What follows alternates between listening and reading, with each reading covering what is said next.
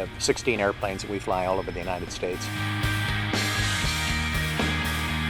We have the largest fleet of aircraft totally dedicated to aircraft imagery collection in the United States, if not the world. Keystone purchased their first UltraCam in 2005. Keystone was in a situation where they had been collecting analog imagery for years, ever since the 60s. We identified that we had to go digital. We had to do it to survive. So our choice then was to pick out the right camera. There was a lot of competition from other companies, and we felt that to be state-of-the-art, to offer our clients what they needed, we chose UltraCam because of price point and what we considered quality and service that they provided. If we had not upgraded to digital, specifically the UltraCam, we would have been considered a second-class operator. We went from having one UltraCam D to 3 UltraCam X systems in only a matter of years. I think the real telling thing is once we have flown a project digitally with our UltraCam, they don't want film anymore.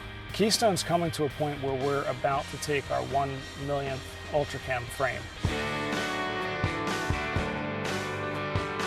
So here we are. The mountain is green. We're about to take pictures here in about 2 seconds. And there's our first shot. I'm getting a quick view, an exact representation of the imagery that we are recording right now. So we'll go up on a 4-hour flight, and at the end of it, I'm pretty certain that that imagery was good. Whereas with film, you really don't know what's on it. You don't want to do a flight twice. So we're basically able to operate cheaper.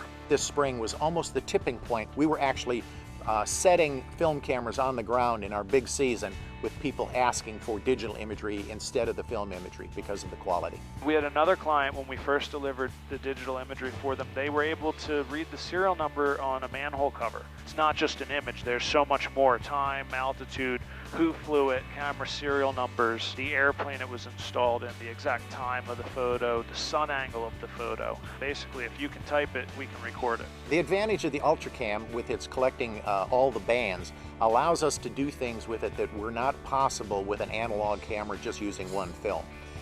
We're collecting panchromatic, RGB color, and infrared at the same time. Infrared allows you to do wetland studies, impervious surface studies, also distressed foliage studies. You're dealing with nearly 14 bits. That 14 bits gives you the ability to see inside of shadows or fly under lower light conditions. With the X, we can now change cassettes in flight and really go all day long without having to land to download data. They have 3 people on staff that a phone call away, they will either send us the parts or they'll be here to fix our camera. They have a service facility in Boulder where they can actually calibrate the camera. We chose to upgrade because Microsoft seems to have a very strong commitment to keeping their product up to date. Version 2.1 has some of our specific requests for reporting tools and better logging tools. The radiometry upgrades have also made it virtually a no-brainer to upgrade. The advantage that Vexcel has given us is the constant upgrades of these cameras. They're coming up with new inventions all the time. They had the D, then they came up with the X, and now the XP. So when you have an UltraCam, you're basically buying into a product line that you will be able to use into the future. It's allowed Keystone to stay at the forefront of the profession in terms of offering the best equipment. UltraCam gives you beautiful, accurate imagery.